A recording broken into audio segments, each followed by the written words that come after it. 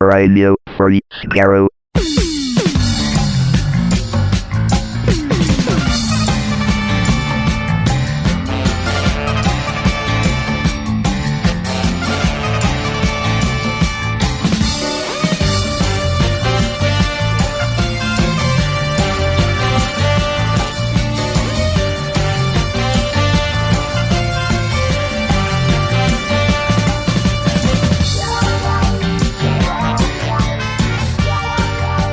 Hello, everyone. Welcome to Radio Free Skaro, episode number 762.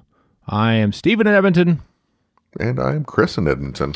Warren is off singing this Chattanooga Choo-Choo, I believe, this Saturday morning that we're recording this. But he will be back to defend his title on the second installment of Trivia Mr. Fibuli. This time with guest. We have a guest, Kyle Anderson. We invited a challenger on. It was just too dull with Warren and I. It was. I know it was too. It wasn't dull at all. But it's a good game. It's a good game coming up. Let me tell you, folks. It's very very exciting.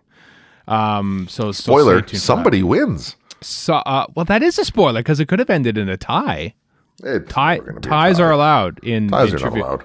Trivia Mr. Fibuli, which of course is just Doctor Who Trivial Pursuit for now. Anyway, there's been a few trivia games over the years for Doctor Who, so we may incorporate those in later episodes. But Doctor Who Trivial Pursuit between Warren, Chris, and Kyle coming up later on this here episode of Radio Free Skaro.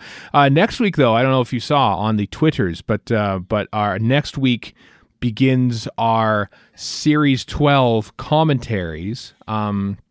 If you're a Patreon subscriber, you've already got the first one. We're putting them out basically on the Tuesday before the Sunday before the Sunday, so you get them almost a couple weeks in advance. So if you're a Patreon supporter, thank you, and B, you get the commentaries a little early. Talk about Series 12. People such as Rachel Donner, Kim Rogers, Annette Wierstra, Amanda Ray Prescott, Connie Gibbs, Sandy Narayan-Swamy, Riley Silverman, Caitlin and Brenna from the Queer Archive podcast, Sophie Alice, and Dr. Anita Sengupta are all doing commentaries for us, which will take us like pretty solidly close to like Christmas time in December. So when maybe by that time we'll know about the broadcast for Revolution of the Daleks. I would hope so.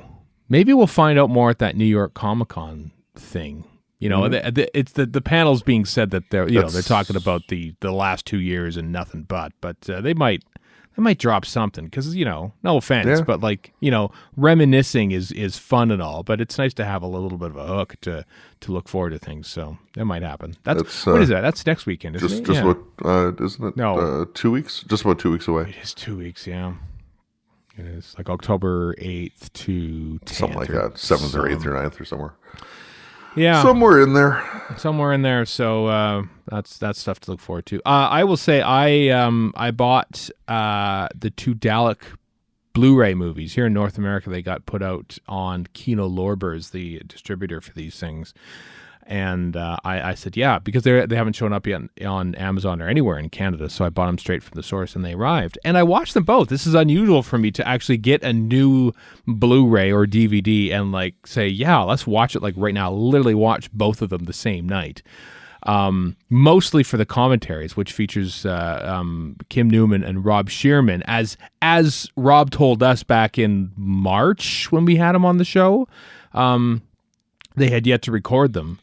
And in between then and the time they actually made the DVDs, they added Mark Gatiss onto the thing. And it's a delightful commentary set, let me tell you. You can tell they recorded them the same day. And I like that basically when they finish the one for Doctor Who and the Daleks, it's almost like, we know you're going to watch these back to back. So we'll see you in a few minutes, even though it's on an entirely different DVD. So, and indeed, I called their bluff and I did watch them both back to back. So. The Blu-rays are now showing up on Amazon Canada for whatever it's worth. One ships from the UK, one ships from the US. So they're not. It's not quite the same thing. Is that the right ones? Are you sure? Yeah. Because really? It says release September 8th, 2020. Okay, all right. Because I know that they have the UK versions are also out there, and of course they don't work here in Canada. I know because No, I it's bought definitely them. the North American releases, despite one of them saying it ships from UK and That's weird. yeah, I but don't. it's like almost twice the price. Yeah. Well, anyway, I recommend them. They're good, and they look good as well. And it also gave me an excuse, as if I needed one, to watch like the 2-part making of documentaries that Dalek 6388 did for Terra Nation Army on their YouTube page, which is astounding. And then I literally watched every other thing they've put out in the last year. Because it's so good. It's so those little they're such deep dives into like Dalek props and stuff, and I just was reminded how much I'm looking forward to the next batch. I'm a Patreon supporter of them too, and they sent an email a couple weeks ago outlining all the stuff that's coming down the pipe. I will not repeat that because I don't think it's meant to be public, but there's a lot of cool stuff that they're working on, and apparently it's just like just ready to publish. So between that and the Doctor Who Missing Episodes podcast featuring Gav Rymil from Dalek 6388, that's about Dalek's master plan, and then the second one because they're trying to track down a guest on that one, a specific guest. Damien Shanahan. There, I said it. I'm looking forward to that. I'm looking forward to the future Terra Nation Army episodes. I'm looking forward to the next Doctor Who Classic Series Blu-ray, which we haven't had an official announcement yet since season 14 came out. Mm-hmm. So now it's just waiting. Like stuff is happening. Stuff is happening in the industry with things going back into production. I see that Peter Davison's agent tweeted out that he's going to be in the Call the Midwife Christmas special. So they're shooting that. Like things are actually begun shooting again with COVID pandemic protocols and stuff. So yeah. No formal word on Doctor Who though. None yet. It's going to be a big thing when it happens, though. I mean, maybe given the secrecy and lack of public talk about it last year. Mm-hmm. I mean, they could start it and nobody would necessarily know. Until the Judoon episode, they had to shoot in public and announce stuff. I think just given how big of a thing it is that to be shooting anything at all, I think when the time happens, I think there will be a little BBC press office at the very least will tweet out, "Hey, we just started production of Doctor Who. Look forward to it sometime. Probably when the pandemic's over. Knock on wood." To kill time, the Radio Times put out a poll, a very scientific poll, to readers of the website to rank their favorite Doctor. This has never been done before in the history of anything. It's the first ever time. Doctor Who fans have never ranked a single thing in all of recorded history. No, it's like, what? This is a weird thing, but okay, we'll give it a try. So anyway, at the end of all this very scientific poll, how many people voted on this thing? Like 50,000 votes or something like that. David Tennant is the most popular Doctor, apparently, by getting 21% of the vote. Like, this isn't exactly a landslide here. Like, fewer than 100 votes ahead of Jodie Whittaker, of course, the current Doctor Who, and then with Whittaker coming in second place, fewer than 100 votes out. Clearly, the general public hates her and never should have been the Doctor. Just despises her. Just can't stand her presence in the role. Yeah, PCAP with third. Matt Smith. This gets increasingly depressing. I hate these. Tom Baker is fifth now. Apparently, William Hartnell sixth. Paul McGann, Eccleston, Pertwee, Troughton, and then the 380s Doctors bringing out the rear with McCoy, Baker, Davison. Come on. That's ridiculous. Referring back to the stuff about Davison being in the Call the Midwife Christmas special. Yeah. I don't know if it's the tweet or if it was a news article I saw or whatever, but the one headline that I saw said something along the lines of, "Fan favorite Peter Davison cast in Call the Midwife Christmas special." And I think back to this poll, I'm like, fan favorite? He came in last. I think he did the Christmas special because he saw this poll and said, "Well, I need to bump up my standing." Here's my opinion on, like, I do agree that David Tennant is popular and stuff like that, and recency bias is a thing, and I know he hasn't been Doctor Who in 10 years, but let's face it, David Tennant has been everywhere this past. He's been like the stage thing with Michael Sheen. He's been doing the podcast. He was Des in that ITV miniseries about that serial killer. He's in the Time Lord Victorious thing. Like for somebody who hasn't been in the show for 10 years, he's still kind of plastered all over it. Oddly enough, they're starting to do the press for him in Around the World in 80 Days. I saw that too. Yeah, God, he's a busy Phileas actor. Fogg. Yeah, busy actor. Yeah. So I feel like that's part of it. Because honestly, like, as much as we love PCAP and Matt Smith, like PCAP has sort of like taken a back seat. I know he's in that new Suicide Squad movie, but that's also not out, and it's not even out. And it's not like he's getting. It's not like any press that comes out about it is focusing on him. No, exactly. Matt Smith hasn't. He's been kind of quiet too, actually. Matt Smith. I mean, I know he does his little art house films and occasional Netflix blockbuster series, but I was going to say it's been a year and a half or whatever since he was in The Crown. Yeah. He does very well in there. Capaldi coming in third, that still kind of surprises me, versus say Tom Baker, because I mean, despite the fact Baker came in fifth, like he had basically half the number of votes of Matt Smith. Yeah, so it's kind of surprising because there's still even in people who aren't our age, there's still a strong association of him with the role. Just the hat and the scarf, even if they don't know his name or anything, or in the hair, or something, some Baker thing is sticking out in people's minds. And yeah, who knows what the cross section of like demographics we got here. I mean, as I say, very scientific. Radio Times did not release their modeling system. Yeah, but and no disrespect to the man, but how does Hartnell get the second highest ranking for a classic Doctor? That's just quite something. That's just weird. Quite something. And Paul McGann being third? Paul McGann was in Doctor Who for like less than an hour on screen, and here he is sitting in seventh, right in the middle, almost in the the middle of the order. Yeah, I mean, if anything, I'd be used to McGann and being much lower in the overall rankings. Yeah, but no. Apparently, it's all the three classic Doctors in the 80s, bringing out the rear. I call this poll into question, as I do most polls when it comes to this. As you should any poll. Yeah. Doctor Who or not. Now, Character Options has come out with some new Doctor Who figurines with six different six different sets, including the Friends of the 13th Doctor, which has Ryan, Yaz, and Graham in different outfits than their previous ones. So Malibu Stacy, new hat, etc. The jacket that Graham is wearing looks a lot like something Yaz would be wearing, but kind of. I do like Ryan's jacket. I can't place the what stories these are from, but and I do like the leopard print thing that Yaz has got on there too. But so those are new to fill out your 13th Doctor collection.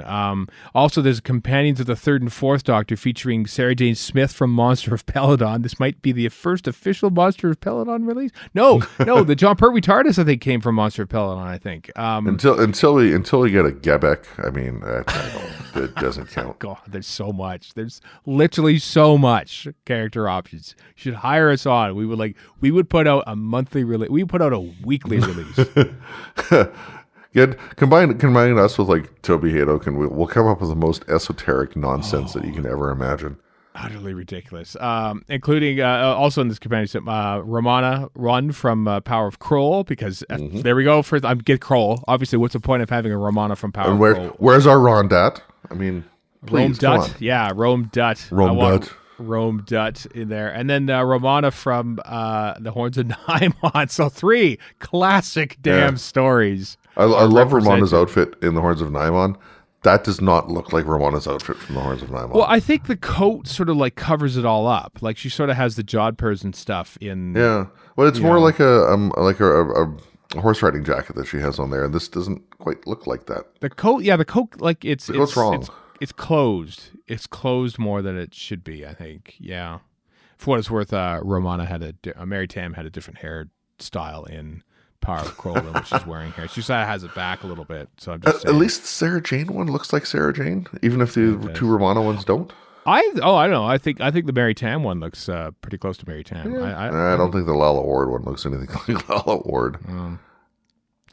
Armageddon Factor's still out there, by the way. Romana's best costume from season 16. Everyone says Reboss Operation. Armageddon Factor, that's where it's at. So that's we're still waiting on that one. Character options. Also, there's a unit Terror of the Zygon set with glum-looking Sergeant Benton or Sergeant Benton, a mustachioed unit squatty, and then Tom Baker's Doctor Who in the tartan and the tam o'shanter, basically. So the first scene of Terror of the Zygons. Also, specifically, it's called the 1975 unit Terror of the Zygon set. Yeah. Thus putting to rest all unit dating controversies ever.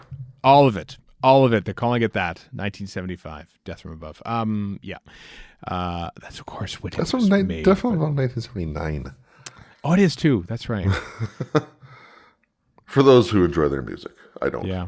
I saw them open for Nine Inch Nails many years ago and did not care for their work. Oh, well, go to hell, Death from Above 1979. I couldn't remember the name of the band. I knew that it was a year in there from the 1970s. But also, Fifth Doctor and TARDIS set. So that looks big. It looks like he can barely fit in that TARDIS now that I look at that photo. He'll have to duck his head to get through the doorway like I would. A little bit. Yeah, he was pretty tall. For an unpopular doctor, he was very tall. Yeah. It's from the Visitation, no less. Yeah. I wonder why they determined it was from the Visitation. I don't know. But where's my John Savinan action figure? John Savinan, like a prominent actor, was in Doctor Who, and you wouldn't know it because Peter Moffat never gave him a single close-up. Like I had no idea. I know he was in like Blake 7. I said, I recognize him. He was in, like Coronation Street for years or something. Well, he was Doctor was before Coronation Street, but yeah. Yeah, and like he's in that opening scene he's basically in the pre-credit sequence. He's killed off as if in the opening title sequence of a Police Squad episode. That's pretty much what John Savidan's cameo is in Doctor Who, and you would never know it. When the announcement of these sets came out, I showed the Fifth Doctor and TARDIS one to Kat, and she's like, "Ooh, I gotta get that." And these are, for whatever it's worth, according to the link in the show notes, they are available through Who North America. So they are available on this side of the pond. Yeah, and I believe on Amazon in the U.S. as well come mid-October. I think they're like first week of October in the U.K., second week of October here in North America. So, yeah, these things are available. And then there were two more Daleks collector sets, one from the Chase, one from Daleks Master Plan. Don't look too closely, and it's not official, of course, but the one... the sort of the guest Dalek is I like how they put that, it is actually brought in for the Doctor Who and the Daleks film. They aren't actually allowed to release Doctor Who and the Daleks merchandise, but they are allowed to release props that appeared in the TV series that were borrowed from the movies. But it's just complete coincidence that it looks like a movie Dalek. And then there's the flamethrower Dalek and the black and gray Dalek from the black one from Dalek's Master Plan. I would totally get that for the flamethrower Dalek if I collected these things. Yeah, I know. Sometimes I look at these and I go, I kind of wish I collected Doctor Who action dollies, but you got to draw the line somewhere. I did my Target and New Adventures, whatever, collecting in the 80s and 90s. I'm good. I'm done. Yeah. These are very cool, admittedly very cool. But I have my one Doctor and my TARDIS and some sonic screwdrivers, and that is it. I said to myself years ago that that's all I would do, and I have stuck to that. Mostly because these will also be through the BBC shop in BBC shop too. Anyway, mostly because the apartment's full of Lego. I have no room for the Doctor Who stuff, so... Yeah, but this all looks very cool. So well done. Speaking of, how's your Mos Eisley thing? I have not started on it. I'm waiting for the Stanley Cup playoffs to be finished, which will happen at the very latest on September 30th. So I've waited because you'll know, because when I start building it, I'll post pictures on Twitter probably and Facebook and stuff. And there'll be a whole thing. Yeah, so it'll take a while. There's like 3,100 pieces in there, so this isn't going to be done like in the course of like an hour. I'm going to take my time with it, cherish it, savor it, as one would a drink in the Moss Eisley Cantina. I will savor this Lego set.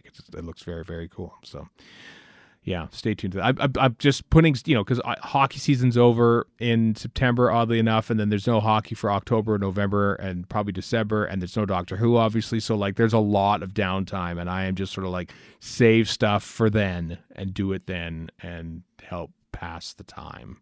That's what I'm doing. Like I am with watching an episode a week of season 18 on the 40th anniversary of its original broadcast. Meglos starts today. I get to start Meglos today, being Sunday the 27th. Yeah, really looking forward to that. I still remember when I was still living in the UK.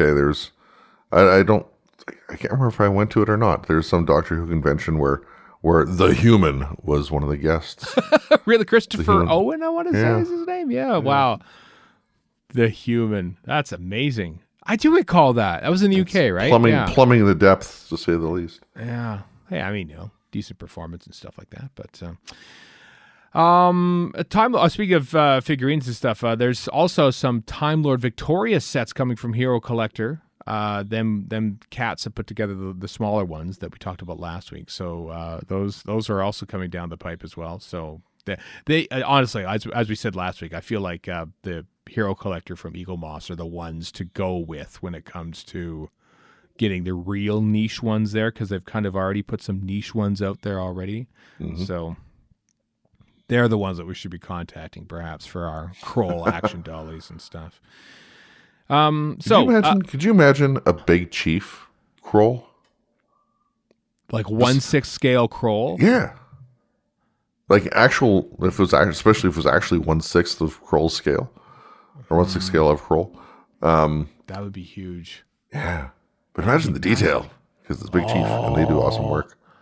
And would it have anything interchangeable? No, probably not, because Kroll didn't really have anything interchangeable. Not really, no. He didn't have like gloved hands like the Delgado Master. How big was the Kroll model? Like, it must have been somewhat sizable. And if you built like a 1/6 scale, are you building a 1/6 scale to the model or 1/6 to how big it was in real life? Well, I don't know if he did it or not, but I don't have Matt Irvine on speed dial, so. Was Matt Irvine on Power of Kroll? I don't know. Probably not. No, he was on Creature from the Pit. Now, the Erato Big Chief figure, 1/6 scale. That would be something. Would it have an interchangeable phallus-like thing? Maybe. If we're on the topic of Matt Irvine creations, the Merca is out there waiting to be made into action dollies. Be it character options, be it Big Chief. Is it there on the Hero Collector? Eagle Moss. I feel like that's something that they would do or have done already. I think everyone needs a Merca action figure. That feels more Eagle Moss than anything else. Does.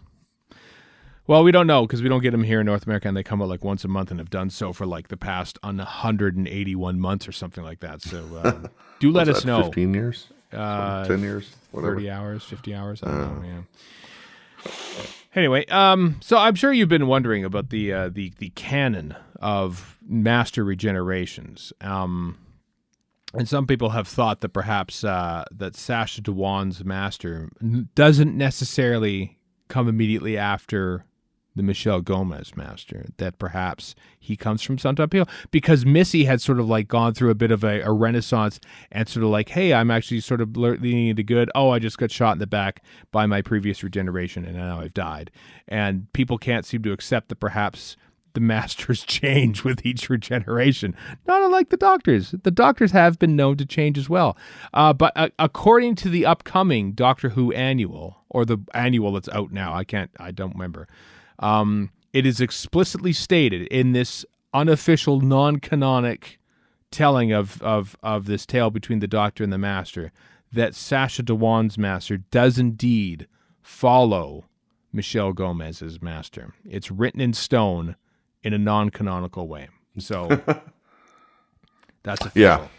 Yeah. Unofficial. Or as we were talking about before we started recording, you mentioning Paul Cornell's favorite line of Doctor Who has no canon. There's no canon. There's no canon of Doctor Who. So make that what you will. We can always change it later. It's interchangeable. Right now, there's like a billion pre-Hartnell Doctors. At some point in the future, probably nope, we were actually wrong. We were wrong about that. William Hartnell is the third Doctor. There are two. There are only two pre-Hartnell Doctors, and that's it. As long as Graham Harper is still a Doctor somehow. Graham Harper, Joe Martin, William Hartnell. That's it. That's all there is. Yeah. Okay. All the other production crew in Brain and Morbius were also. Sorry, Christopher Barry and Philip Hinchcliffe and the rest. Nope. Just Graham Harper. Just Graham Harper. I'm sorry. Those are the rules. Officially canon now. Speaking of Jodie Whittaker, she's going to be on the upcoming series, the little 4-part series of Who Do You Think You Are? She's the second Doctor Who, I believe, to be on this. David Tennant, the ubiquitous David Tennant, was on. The most popular Doctor ever, David Tennant. That's true. And the very closely almost popular Dr. Jodie Whittaker will be on the next series coming out in October. David Williams, Liz Card, Ruth Jones are the other people. David Williams, of course, who was in Doctor Who and is a big Doctor Who fan himself. So they're doing that. Honestly, I've only ever watched the one, Who Do You Think You Are? And it was the David Tennant one. But they're coming to BBC One next month. So that'll be exciting. Interesting. It's a fun series. I watched the odd one here and there. And then there's an American version that Lisa Kudrow, I think, executive produces. Does she really? For American Stars, yeah. Oh. So that'll be interesting, seeing what is. I think these might have been made. Were these made before the pandemic, or? Yeah, there's something in here about Whittaker talking about learning stuff in February. So they probably just finished by the skin of their teeth. Yeah, that's probably why it's only a 4-part series too, perhaps. Maybe, blissful February. Yeah, we were shooting TV productions and going to Doctor Who conventions. Remember those and days? Watching new Doctor Who.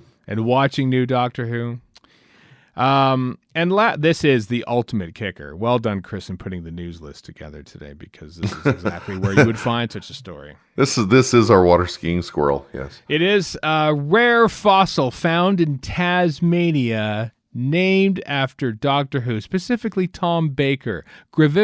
Gravicalimene bakeri is this new rare fossil that they discovered in Tasmania, and they named it after Tom Baker, who, of course, is like the 6th most popular Doctor Who, according to the Radio Times. Yeah. Yep. Yeah. Nerd scientists lead the world, basically. So let's just name it after Doctor Who. That'll be fun, won't it? And so that's exactly what they did. So yeah, a fossil, yep. Tom Baker named after a fossil. That's a bit of an insult, but... Well, yeah. I mean, these days he is kind of getting old. He is kind of almost a fossil himself. I have a question. Did they ever name a fossil after Obi-Wan Kenobi? Because, Han Solo goes, where did you dig up that old fossil? I'm thinking, well, then maybe you should name one like Alec Guinness or Genuine Class or Obi-Wan Kenobi. Gravicalimene Kenobi or something like that should be another fossil out there, because it's a Star Wars reference. When I Google Obi-Wan Kenobi fossil, the first thing that comes up is a thing for fossil watches, for a Star Wars watch they did. So I don't know. Well, it's out there. The next rare fossil on the table, scienticians, Alec Guinness and Obi-Wan Kenobi. Do it. All right. Yes. That's it for the news, everyone. Now it is time to play... Trivia, Mr. Fibuli. Trivia. Trivia, Mr. Fibuli. Trivia. It's a Trivial Pursuit question. I used to memorize Trivial Pursuit questions so I could win. Trivia, Mr. Fibuli. Trivia. I've got to tell you, I won't be needing you in my quiz team. Trivia, Mr. Fibuli. Trivia. I can't believe our lives depend on some stupid pub quiz. Yep, it's the second time through Trivia, Mr. Fibuli, and on the backs of Warren's surprising victory last time round in the pilot episode. No one was more surprised than me. Yeah, we've brought on a challenger to join the ranks of our contestants here. It's BritBox's own Kyle Anderson, our good friend. Hi, Kyle. Hi, everyone. Nice to be here to be ridiculed immediately. Yeah, I think that's what's stitched into his underwear now. BritBox's own Kyle Anderson. Well, because you're on two panels that are on BritBox. The one for the classic Doctor Who at Comic-Con 3 years ago, and then of course the Red Dwarf one. 2017, and then Red Dwarf. Red Dwarf at Comic-Con at home this last year. Yeah, I was very honored to be asked to do those things. I am in no way affiliated with them as a business. But you are affiliated with Nerdist as a business. That's true. That's senior editor, baby. Yeah, absolutely. Which means you're old, or is that what is the senior? Well, I am pretty old compared to some of the youngos who work there. But youngos, which means they're even younger than us because we're older than you. Did you have the same feeling I did when my bosses said, "Oh, you're one of the senior people here"? I'm like, "Well, I am." Oops, sorry, I just swear it. Well done. Stays for that one. We're off to a roaring start here on the. But that was my genuine response to that. Oh, okay. Well, thanks for the official quote. So the rules of the system here are, if you forget, we're playing Doctor Who Trivial Pursuit, the most recent edition, which contains all the way up until Series 11 of Doctor Who, Jodie Whittaker's first season. So how it works is I've got this little 6-sided die with different colors. No, I do not know which colors they are, but they do correspond to the 6 categories of the actual trivia questions. So I ask each person up to 3 questions per turn. And if they get it right, then that's the end of the turn. If they get one wrong, then it goes on to the next person and such. And we basically go on until the last round, arbitrarily decided by me. And that round can be an infinite number of questions. So anyone who's trailing badly can perhaps catch up, and anyone who is ahead a lot can stumble and fall. So that's what we're doing. So Kyle will have you third, so you can learn the way this thing works. Okay. And well start off with our returning champion, dear. Warren. Ken Jennings Fry. Yes, that's right. me. So I'm going to roll the die and begin the game. And it is the yellow one, which is, the category is episodes and stories. Are you ready, Warren? Oh, dear. No, but go for it. Here we go. In the 10th Doctor story 42, this is a multiple choice. In the 10th story, Doctor 42, what is the name of the spaceship that is mining the sun for fuel? The SS Pentangle, the SS Penhaligon, the SS Pentalion, or the SS Pentalode? I'm going to guess Pentalion. You got it right, Warren. Oh, the title defense continues, everyone. All right, roll again. Next category is pink, which is companions. What was Dorothea Chaplet, companion of the First Doctor, more commonly known as? This is me again? This is you. Dodo. Correct. Dodo it is. You're getting an idea what these questions are like, Kyle. But sometimes they'll throw in one that is like, okay, I didn't know that. But I had nightmares about that last night, by the way. I have to tell you. That was just going to be the hardest question. And sometimes the questions are just wrong. The answers are wrong. Yeah. Oh. And there will be a judge's prerogative when it comes to that. Warren's third and final question of this round is the brown, which is monster. No, it's green. What is that? It's green. I still love how we have the colorblind guy doing the colors. I know. They don't have brown. The original Genius Magician had brown. It's green. So it's monsters. Here's the question, Warren. Are you ready? Mm-hmm. What planet, twinned with Raxacoricofallapatorius, was the Absorbaloff from? Clom. You got it right. 3 for 3, Warren goes. Do I get extra points for the accent? No. Actually, I took one off, so. That's fair. You're down to 1. Yeah. All right, Chris, it's over to you. Here we go. First question in your round is purple, which is years and dates. In which century do the Saturnines try to turn Saturnines try to turn Venice into a new home planet? Which century? Crap, 16th? You are correct. 16th. Oh, you're putting pressure on our guest, Kyle. Look at it. You have to match all these, Kyle. Like, if you fail in your round, like this, I can understand why you had nightmares. I have faith in you. Yeah.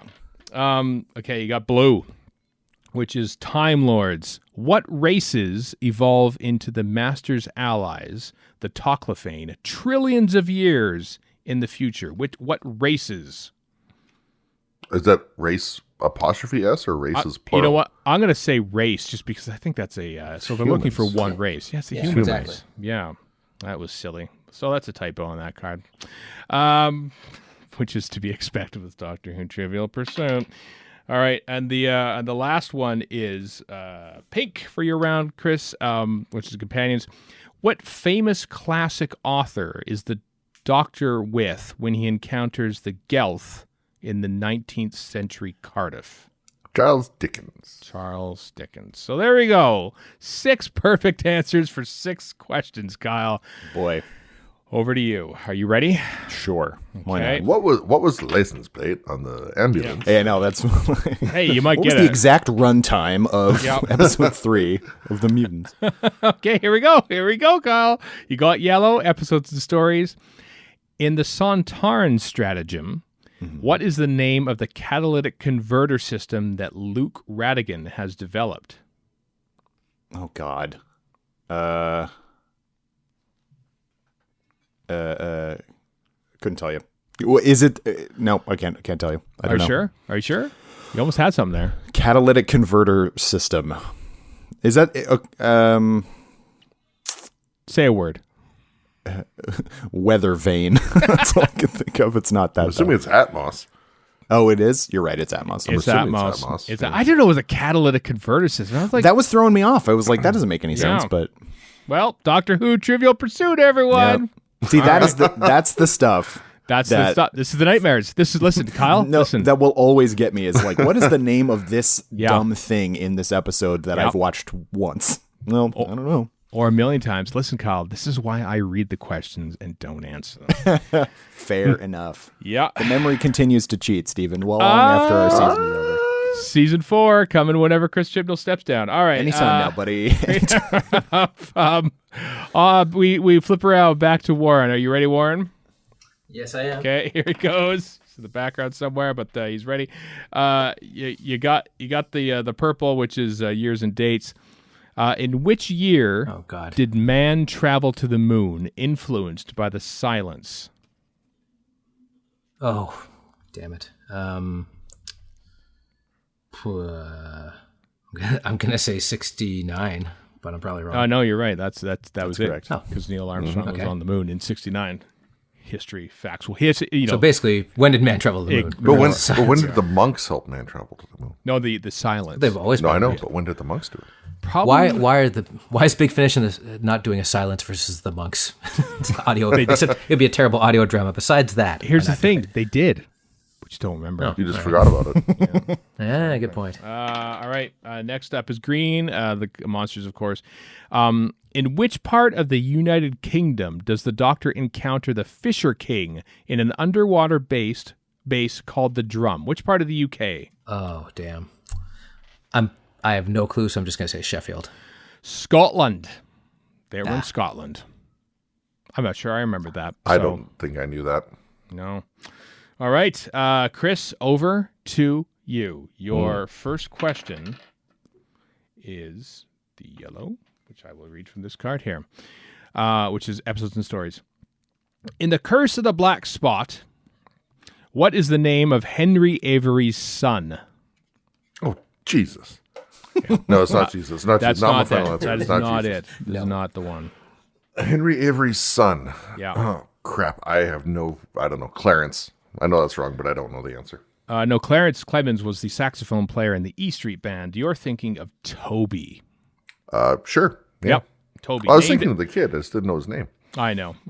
Well, look at that. Now it's getting interesting. Okay, Kyle. Getting interesting. Hey. Yeah. Here we Time to go, catch up. Kyle. All right. Time to catch up, Kyle. Let's do a run here. Here we go. Your first question is years and dates. Great. Which century is it when the Pteroleptils escape the jails of Raga and become stranded on Earth? Are they asking for the Earth century? They are asking for the Earth century, Okay. yes. Oh, God. That is the... Oh, I always get centuries incorrect. For what it's worth, they asked for a century, but the actual answer is the somethings. They don't actually call it the century. So, Well, that's stupid. Is it the 1600s? it is the 1600s. You got it right. You're on the board, Kyle. Of course, Pteroleptils from the Visitation. I like your snap judgment. Though that's stupid. Well, it's like, Well, it okay. is. It is. Ask for a century. Oh, I never and said it then- wasn't. Yeah. Yeah, whatever. But, You've nailed yellow, which is episodes and stories. What English phrase does the Welsh Blaes Drug and the Norwegian Darlig Ulv translate as? I believe that is Bad Wolf. Bad Wolf. My bad Welsh translation skills did not deter you one bit. Probably even worse Norwegian. I didn't even try. I didn't even try the Norwegian. The only Norwegian I really know is from the guy from It Takes You Away. And aha. With the backwards and aha. That's a good point. All right. Your third question, Kyle. You could sweep this round. It's pink, which is companions. We stuck with Curse of the Black Spot. What is the name of Henry Avery's pirate ship?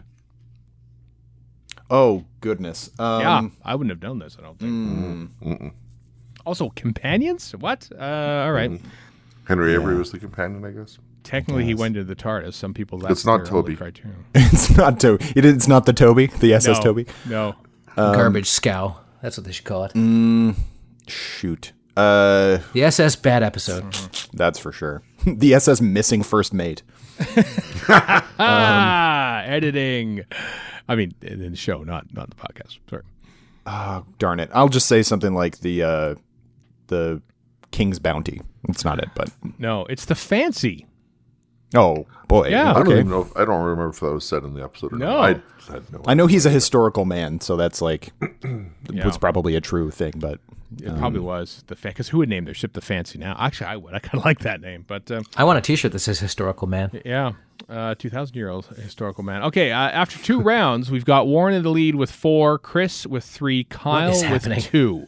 Very close yet, Warren. You could still completely mess this up, so don't worry. Pretty sure I could. Yes. cannot wait. such confidence. Don't worry. All right, here we go. Back around to you, Warren. You've got green, color of monsters. What kind of creature took over the body of MI5 officer Margaret Blaine? Oh, Slitheen.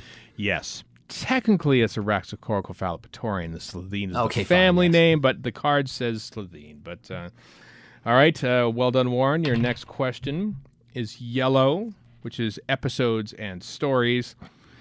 In Human Nature, what was the name of the school that John Smith, a.k.a. the 10th Doctor, was teaching at? Multiple choice. Farringdon, Faringham, Fareham, or Farlington? The second one. Faringham? Yeah. Yeah, you got it right. Wow. Oh, whew. Yeah, golly gee, Warren. I'm continuing. Damn. Well, that sounds more British. Yeah, it does sound, doesn't it? All right. It's not going to be Farlington, am I right, everyone? No. Farlington sounds like an American, like a Amish colony or something. Yeah. in Pennsylvania. The Chris Farleyton School. More like Fartlington, am I right? Wow.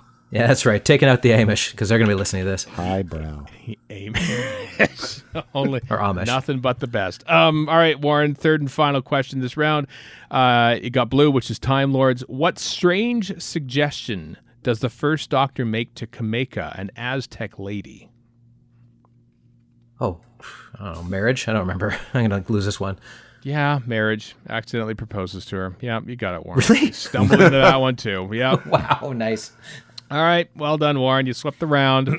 I'm the Chauncey Gardner of this deal, Yeah. Okay, Chris. just to keep it current. Well done. Yes. Being, what's the name of that episode?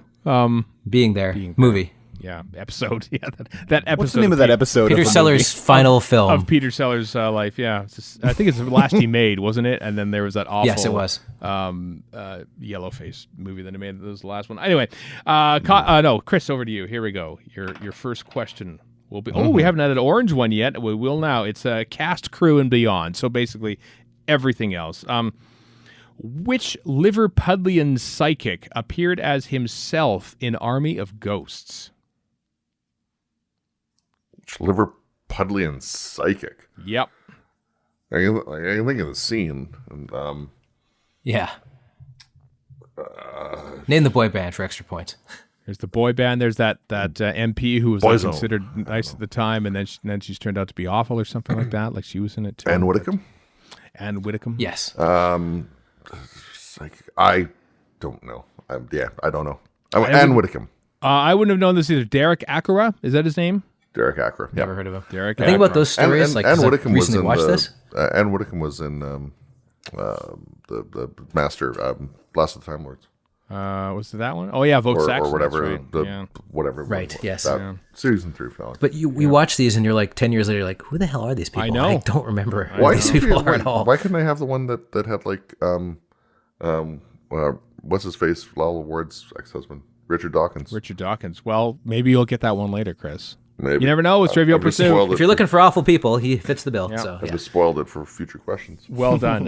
I'm not surprised. All right, Kyle, back around to you again. Here we go. Your first question, excuse me, will be green monsters. What kind of giant creature lives on Metebelis 3? Well, they're giant spiders, I think. They are giant spiders. What race lives on Metebelis 3, though? That I don't know. Proper pronunciation. That's a different one. So technically the 2 legs, I guess. But all right. Well done, Kyle. Your next question is purple, which is years and dates.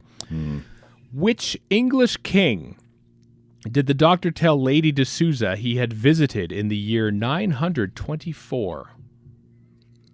English king. God. Dates. Don't know him. Henry the Eighth. No, way too early. Way too early. King Athelstan. I didn't know who that was either. That's an Okay. Anglo-Saxon name, though. So Also, you it know, means having to think about Planet of the Dead, and nobody wants that. that's true, It did take me a second to be like, wait, who's Lady de Souza? Yeah, I know. The Lady de Souza was, of course, Mark Corey in Mission to the Unknown. It was Edward de Souza. I'm silly. So sorry, Kyle, that's out. But you have tied Chris for second place, not last place, second place. Warren continues to lead with 7. Bafflingly He so, continues to yes. stumble into first place. Somehow he does it. Yeah. Regular Forrest Gump to pay tribute to the author who died this week. Oh, did he really? Oh, R.I.P. Yes, he did. All right, Warren, back around to you here for round 4 of this All right. Trivia, Mr. I'll Fibuli. continue tripping my way into greatness, or Yep. doom. You got One of the yellow, two. which is episodes and stories. So, in the story Blink, how many DVDs did the 10th Doctor hide Easter egg messages on? Multiple choice. 17, 19, 20, or 40? Gonna say 17. You got it right. Got it right, Warren. Once You again, only own 17 DVDs? that's the one. Next question is purple, which is, of course, years and dates. Wow. According to popular legend, which year did Henry Avery go missing? Oh my God. I don't even remember who Henry Avery is. Well, We've 3 literally questions. talked about him twice. Third question about him. Oh, wow. According to legend, Learn which me from year? not paying attention. Which year did he go missing? Not a multiple choice I don't question. know. Got to get the year. Damn it. It's 1969. I have no idea. Wow. Close, but you're way off. 1699. Same numbers, just okay. mixed around. Cool. All right. Yeah. Well, I got one wrong. Yeah. All right, Chris, back around to you. You have not got a correct question since you swept the first round, so good luck. Toby. So you got green. You got green, Chris, which of course is monsters. Here's the question. It's a multiple choice. What was the name of Oswald Oswald's ship that had crashed on the Dalek Asylum planet? The Alaska, the Antarctica, the Savannah, or the Reef? This is Alaska. It's the Alaska. You got it. Pulls ahead of Kyle with 4 points. Here we go. Second question is blue, which is Time Lords. Which Doctor is the first to encounter the Cybermen? Well, this is pre-Timeless Children, right? Yeah, Joe Martin. Duh. Yes. First Doctor, 10th planet. First Doctor. You are correct. There we go. Well done indeed on that. And now the third and final question of your round is blue again, Chris. Time Lords, what extraterrestrial martial art was the third Doctor fond of using? Oh my God. Venusian Aikido. Tai Chi. Aikido. Jupiter Tai Chi. Yeah. Sorry, Kyle. I know you wanted that one, but no. He was into MMA. He was a real bro. Yeah. All right, Kyle. Back around to you. Here we go. All right. you got pink, which is companions. Which of the third Doctor's companions leaves him after falling in love with Professor Clifford Jones? Wow. Well, we haven't done that one yet on our podcast, but it is the one and only Joe Grant. You got it right. There we go. Throw you a softball. Lobbed you one in there, and you hit it out of the park. I was just about to be like, you couldn't ask me the third Doctor one, the one I'm actually doing a podcast about. Yeah. But thank you. I appreciate that. You betcha. What's that podcast, Kyle?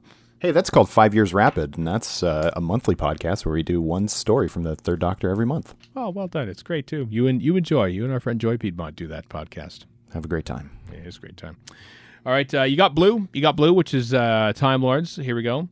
What powerful cosmic device does the White Guardian send the fourth Doctor on an epic quest to find the 6 segments of? Why, that's the key to time. The greatest season in Doctor Who history. You are correct. At least one segment of that key to time is underrated. We know. Stones of Blood. Stones of Blood. Legend does have it as the case. Armageddon Factor still rules. And the third and final question of your round is Purple, which is years and dates. What 1928 ballet work by Ravel was Toby Zed listening to when the Beast infiltrated his mind while he was working on the ancient Veltino inscriptions?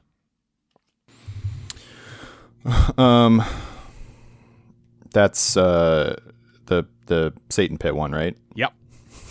So at least I got that right. That's the one. Yeah. I can hear it. Technically Impossible Planet, but yeah. Yeah. 1928 ballet. Yep. Oh God. Shoot. I'm trying to think of all the ballets I know are Tchaikovsky. Damn it. Damn you, Tchaikovsky. Yeah.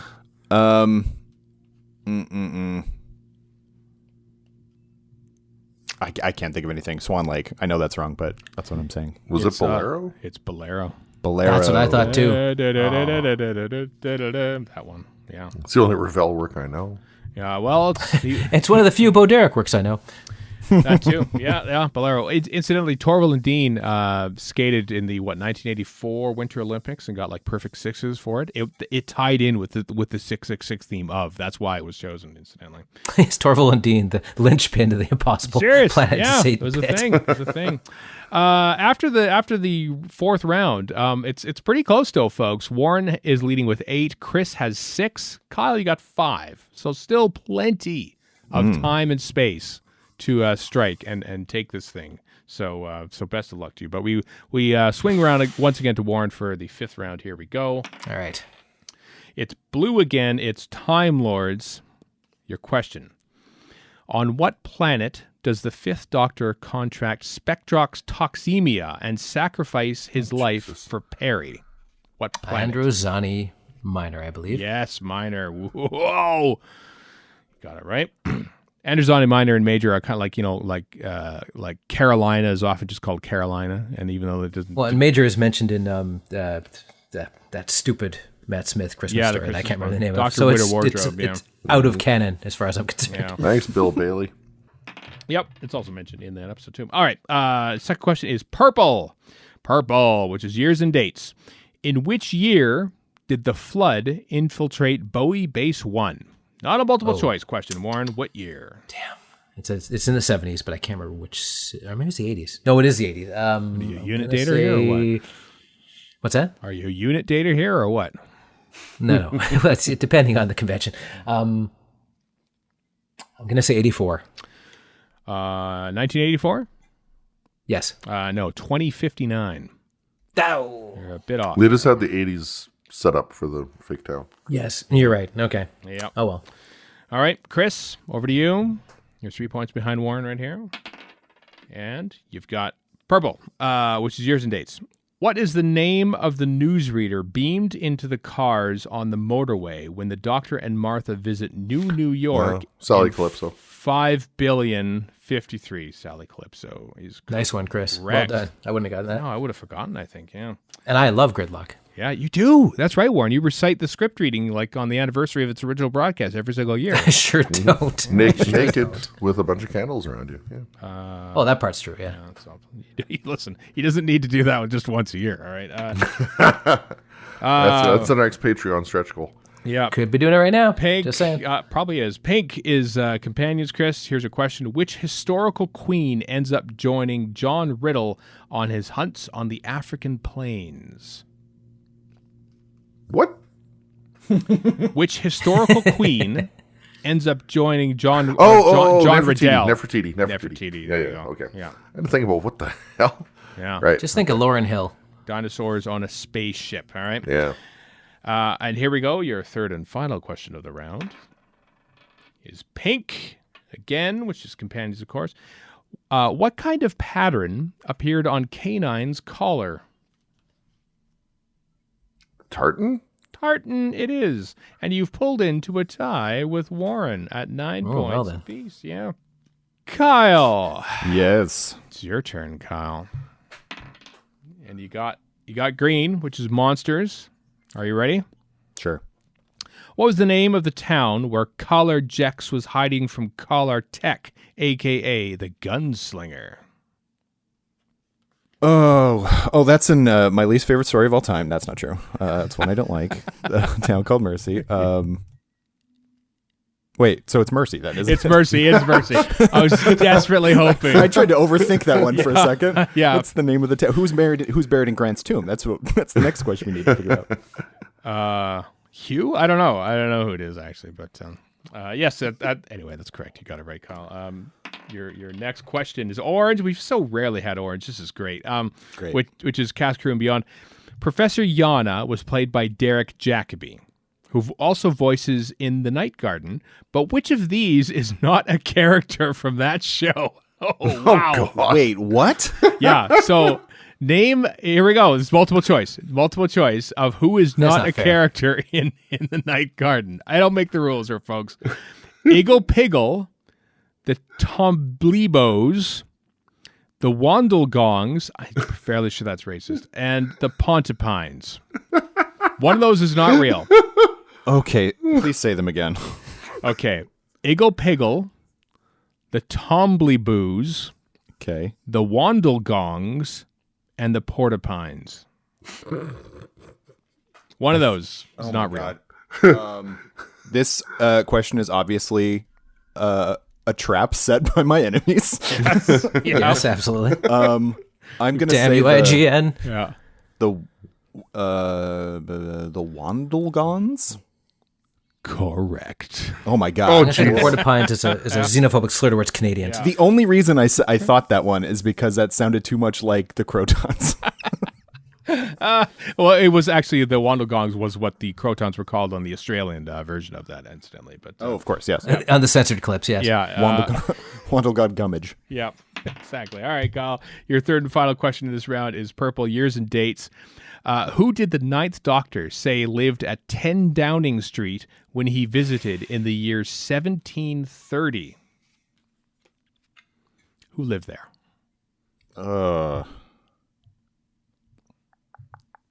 10 Downing Street. Home with the British Prime Minister, historically. What have I just said? The British Prime Minister. Yeah. I couldn't tell you. Don't know. Mr. Chicken. Okay. Yep. I remember Don that. Knotts? Don Knotts lived there. Nice. The Wandlegong chicken. Wandlegong chicken. We have a great contest here for you folks. Maybe for 2 more rounds we got here, but it's right now. Warren and Chris are tied at the top with 9 apiece, and Kyle has 7. Still anyone's game. And we've definitely hit the Friday afternoon shifts questions. Yes, I can tell you that. Absolutely. Yeah. Yep. How many? So which one did you just watch? Curse of the Black Spot? Give me 50 questions of Curse of the Black Spot on my desk by Monday. All right. And make sure they're all in the companion section for some reason. For some strange reason. And make sure it's a BuzzFeed list. Yeah, if someone's got an agenda. Someone here who wants Henry Avery as a companion has an agenda who wrote these questions. All right, Warren, here we are. Yep. It's wrapping around to you again. Okay. Pink companions. The question is this. What is the name of Brigadier Lethbridge Stewart's daughter? Oh, Kate Lethbridge Stewart. Kate. All you needed was Kate, but that's perfect. You got it. Or Kate Stewart, if you will. Or Kate Stewart. Yeah, she hasn't really gone by Lethbridge. Drop the name. Next one is episodes and stories. In Genesis of the Daleks, what questionable mission did the Time Lord set for the Fourth Doctor? To destroy the Daleks before they're created. You got it. But does he have the right? Does he have the right to destroy Also, I love Daleks? the floppy colors of that Time Lord. I know. They're glorious. That's right, yeah. On your third and final question in your round, Warren, is green, which is monsters. What bat-like alien species were using school children to solve the Scasis paradigm? Ah, damn it. Not multiple choice either. Not multiple choice. I cannot remember their names. The Triskelions. I know that's not true. No. Good. Is that the ones from Vengeance? No, that's Star Trek. The Gamesters of Triskelion. Oh, okay. I thought it was the guys from no, it's the Krillitanes. Krillitanes are the. Oh, right. Yes, of course. In school reunion. All right, Chris, over to you. Here we go. Pink, you got pink, which is companions. What does Amy draw on the handbot that she captures and disarms when she is trapped on Apalapachia? She draws, a face for Rory Bot. There you go. Rory's face. Got it. There you go. Well done, Chris. 1 point behind Warren once again. Your next question is pink companions again. Which companion will be on this one, I wonder? The Doctor first meets Kate Stewart. Here we go. God. When Earth is invaded by millions of small cubes. But what alien race is behind the invasion? Oh, fudge. Yeah. I was waiting for that udge. Can't remember the name. Steve Jobs next. Yeah. That's what it is. Stephen Burkhoff is not the alien race that. No. You could easily say that. Yeah, I have zero recollection of the alien race. No. Yeah, I don't know. The Shakri. Shakri. Right. Okay. Yeah. Sounds familiar. All right, you Kyle. Get your Shakri aligned. Yeah, you got it. Bonus point, Kyle. I love Shakri's hit about the hips don't lie. Kyle, here we go. It's over to you again. Green monsters. How many years did Max Capricorn run the cruise liner company before the board voted him out? Man, that's so you get what is Kate Stewart's last name to how many years did Max Capricorn run the cruise liner company in one of the most successful Doctor Who episodes of all time? Truly is. Yep. Weirdly enough, I've seen this episode quite a few times, and I want to say it is 176. Oh my God, Kyle! Well done. Nicely done. Nicely done. That just stuck out to me. Max Capricorn 176 for some reason. Wow. Right. Well, now we know your PIN number. He laughs knowingly. And yes, I said PIN number. All right. Green. Green, once again, Kyle, you nailed that one. So let's see how you do this. How many limbs, it's monsters, how many limbs do the spider-like Rachnos have? Limbs. Oh, goodness. How many limbs? Well, I guess the easy question would be, you would imagine 8 because spider, but I'm going to say 10 because they have like arms as well. You got it right. Yes. Okay. Yeah. Nice. 2 arms. My logic was sound on that one. Okay. Yeah, it was very sound indeed. Yep. All right. Third and final question of this round. Here we go. Is orange, which is cast crew and beyond. What actor links the Curse of the Black Spot Oh, my God. with TV shows Downton Abbey and 2012? Oh, God. Hugh Bonneville. Hugh Bonneville. Yep. Pontiac Nicely Hugh done. Bonneville. Yep, you got it. Well, at least that one was easier than like, what's the name of these fictional things Yep. on this show I've never heard of? So, the Curse of the Black Spot is heavily overrepresented in Doctor Who Trivial Pursuit, but what can you do? Here we go, folks. This is the final round. This is madness. The score are as such, heading into this final round. Warren has 11. Chris and Kyle are tied at 10. Oh, so, wow. basically, we're unlimited now, folks. So, Warren, you have a chance to set the limit to what either Chris or Kyle can match to win this game. So we go until you fail, Warren. Okay. Just like life So itself. one question. Gotcha. Here we go. And your question is this. It's green. It's monsters. Who's the gaffer in Curse of the Black Spot? Well, duh. Green monsters. How many bodies was Skaroth, the last of the Jaggeroth, splintered into when his spaceship blew up? I'm going to say 14, just as a guess. Was it 7? Is 12. I got it wrong. Oh, well. It was 7 Mona Lisas. Warren stops at 11. All we need to have a tie is either Chris or Kyle to answer one question. No pressure. No pressure, Chris. No it's pressure. over to you. What black spot question you got from me? Well, we'll find out. We will find out. Chris, this is your question. Here we go. It's pink. It's companions. Which singer is Jackie Tyler a huge fan of? Multiple choice. Cliff Richard, Donny Osmond, Ozzy Osbourne, or Ronan Keating? It's Cliff Richard. It's Cliff Richard. Chris is pulled into a tie for the lead. Can take the lead with this next question. It is purple, which is years and dates. In what year was the time rotor, a component of the TARDIS console, first mentioned? In which year was the time rotor, a component of the TARDIS console, first mentioned? Earth year? Earth year. Like as in like it represents basically, like season something of the... It's essentially like on screen, what year? Yeah. 1971. 1965.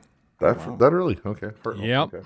Well, look at this. So what's that? I'm tied with Warren? Warren and Chris have 11. Kyle, one question gives you a tie. 2 gives you the win. Are you ready for this? Sure. Here we go. Bring on the black spot. Yellow, which is episodes and stories. Okay. What is the psychic circus run by the gods of Ragnarok better known as? Why, that would be the greatest show in the galaxy. We have a 3-way tie at the top with one what more happens question if Kyle to gets go. the next one wrong? We just stop at a 3-way tie? It's a 3-way tie. That's how we do it. That is how we do it. All right. Yep. Here we go, Kyle. Great confidence that Chris has in you, by the way. No, I mean, that's a good question because I was curious. Yep. How did he do it? Here we go. The question. It's purple. It is years and dates. And the question is this. In Inferno, the Doctor claims he has heard the noise that the infected Harry Slocum makes before during a volcanic eruption in 1883. At which volcano?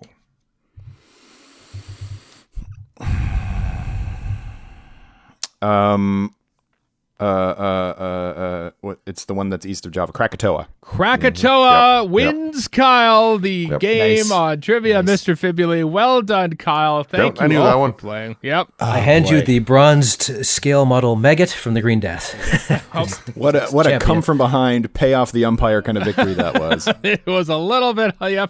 We'll give you that one on the outside of the plate there, but well done, Kyle. The final score: Kyle 12, Warren and Chris 11 apiece. A great game had by all. It was a Wallagon victory. Yeah, absolutely. Wallagon indeed. That's where what are you like Wallagon, right? Yeah, that's where totally one. Trivia, Mr. Fibuli will return sometime in the near future. We thank everyone for listening along, and we thank you, Kyle, for playing. Kyle, you already mentioned the name of your podcast, but mention it again at the end of the show. What's your podcast? How often does it come out, and what's it called?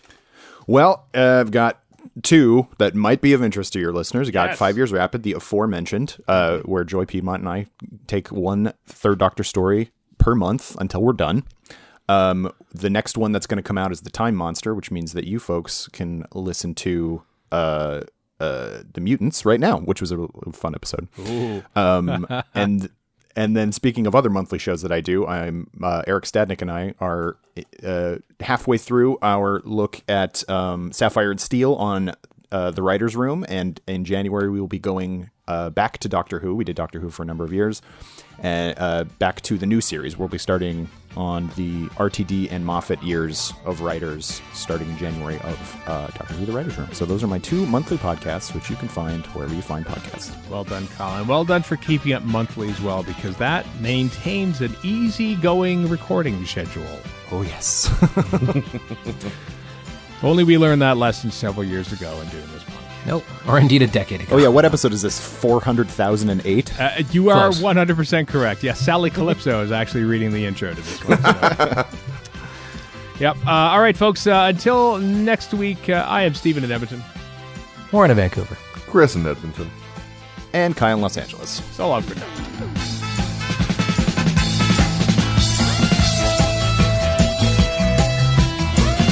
You've been listening to Radio Free Skaro.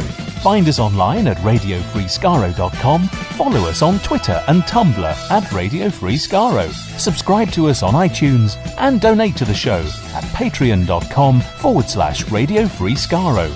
Thank you.